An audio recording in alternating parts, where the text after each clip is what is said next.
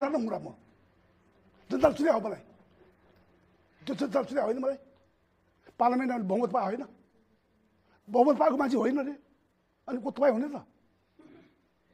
तर यसले एउटा प्रश्नले चाहिँ नागरिकहरू साँच्चै नै निराश छन् त्यो पदबाट प्रधानमन्त्री पदबाट र उनीहरूले गरेका कामबाट विगतमा भएका जति पनि कामहरू भए प्रधानमन्त्रीले गरेका कामहरू नेपालमा धेरै कामहरू भएका छन् के काम भएको छैन यहाँ बाटो बनेको छ विकसित भइरहेको छ त किन विकसित भइरहेको छ तपाईँ जनप्रतिनिधि हो भन्नुहुन्छ आफूलाई यो चाहिँ उहाँको प्रश्नको सही उत्तर दिनुपर्छ प्रधानमन्त्रीज्यू कहाँबाट एक्सपोर्ट ल्याउने नेपालमा ल्याउने यो चाहिँ खास जनताको निराशा बोलिरहेको छ जस्तो लाग्दैछ हजुर मैले बुझाएको छैन त भन्नुभएको थियो त्यहाँनिर नेताहरूले कस्तो केटाकेटी खेले जस्तो काम गरेको भनेर केटाकेटी खेलेको काम गरे हो कि राजनीति त्यस्तै हो केटाकेटीको खेल जस्तो खेले जस्तो छ केटाकेटी खेलेकै होइन अनि के गरे त त्यो धेरै कुरा भएको छ त्यसले किन भएको छैन के भयो भनिदिनुहोस् न त्यो आरोप झुट्टा हो उसो भए के सहमति भएर फिर्ता लिएको भयो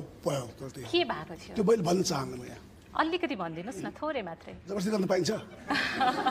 जबरजस्ती होइन अनुरोध मात्रै हो मेरो प्रश्न चाहिँ मुगली नारायणघाट खण्डको जुन बनाउ सडकलाई भत्काएर 2 वर्षदेखि हामी सबैजना अलपत्रमै परेका छौँ कयौँ मान्छेले ज्यान पनि गुमाएका छन् र यस्तो असहज अवस्थालाई कसरी समाधान गर्छु त भन्नु नै हुन्छ होइन अब हामी कसरी आशावादी रहने कि अब यो चाहिँ हुन्छ नै भनेर कसरी हामी विश्वास गर्ने उहाँले दुर्घटनाको कुरा उठाउनु भयो त्यही बाटोमा यो विस्तार सुरु भए यता जम्मा 36 किलोमिटरको बाटो बनाउने क्रममा चाहिँ 47 जनाले ज्यान गुमाइसकेका छन् 18 जना बेपत्ता भएका छन् अरू धेरै घाइते पनि छन् अझ कति जनाले ज्यान गुमाउनु पर्छ त्यो बाटो बनिसक्दाखेरिसम्म कहिले बन्ला त बाटो उहाँहरूले त दिएको समयभित्र हामी सक्दैनौँ भनेर भनिसक्नु भएको छ पैसा थप्दिउँला बाटो छिटो बनाउनुपर्छ थप्ने आफै हेर्छु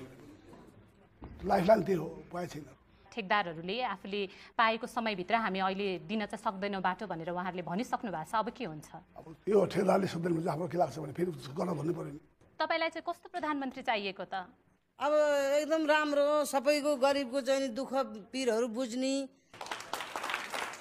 त्यसो फटे कुरा बोलेर जनतालाई झुक्क्याएर 2 दिन बालुवा छरेर हुँदैन जनताको आँखा तिखो भइसक्यो अब जनता बाठा भइसके भोट चुनावमा त साँठगाँठ चर्को हो भन्ने चाहिँ हल्ला थियो नि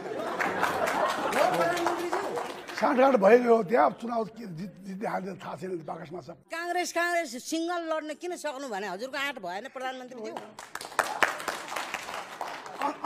अन्त सिङ्गल लड्या छ नि